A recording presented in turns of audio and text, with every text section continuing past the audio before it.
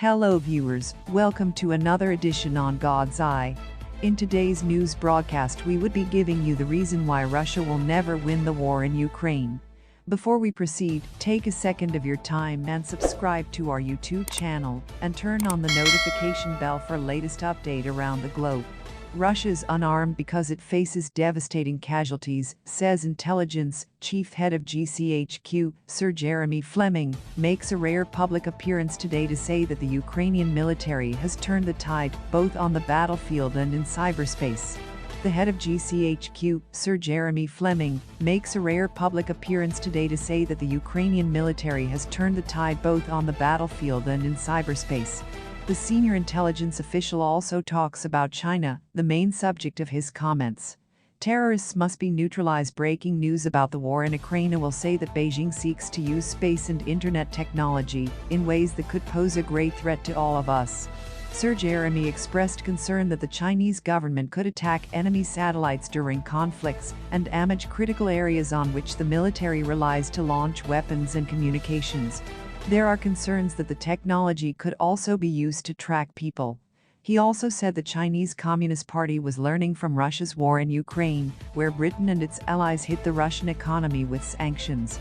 Sir Jeremy explains how Beijing is using digital currencies to track people's transactions and protect its economy from sanctions imposed by Vladimir Putin's regime. Western allies are keeping a close watch on China, fearing that President Xi Jinping is planning an invasion of Taiwan, and are using lessons learned from Russia's attack on Ukraine to strengthen defenses against any response is doing. In a speech at the Royal United Arms Institute, RUSI, in London, the head of GCHQ discusses the war in Ukraine. He would call Russian President Vladimir Putin's decision bad, after failing to capture Kyiv at the start of the war and failing to achieve the gains he wanted in the east. Sir Jeremy said in an excerpt from his speech released on Monday evening, "This is a high-risk strategy that will lead to strategic errors of judgment. Their achievements are nothing. The cost for Russia is staggering in people and technology. We know, and the Russian commanders on the ground know, that they are running low on supplies and ammunition. The Russian army is exhausted. The use of prisoners for reinforcement, and now the mobilization of tens of thousands of inexperienced conscripts, speaks of a desperate situation. They are fleeing conscription as they find they can no longer travel. They know their access to modern technology and outside influence will be severely limited. And they feel the terrible loss of life in the war of their choosing. The Russian army is exhausted.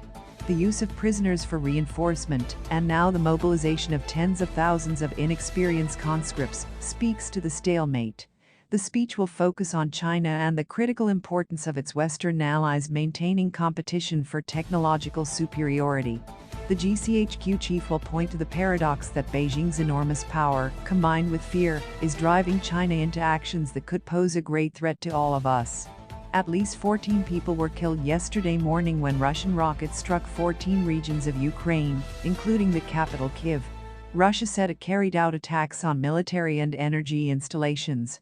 However, many missiles hit residential areas. Ukrainian Ambassador Serhiy Kazlitsa said some of his relatives were in danger and unable to take refuge in air raid shelters. "The whole world has once again seen the true picture of a terrorist state killing its own people," he said. He said Russia responded to what it called a terrorist attack in Ukraine on Saturday, on a huge bridge connecting Russia and the annexed Crimean territory. An advisor to Ukrainian President Mikhail Podolyak called the bridge claims too cynical, even for Russia. UN Secretary General Antonio Guterres said he was deeply shocked by the Russian attack.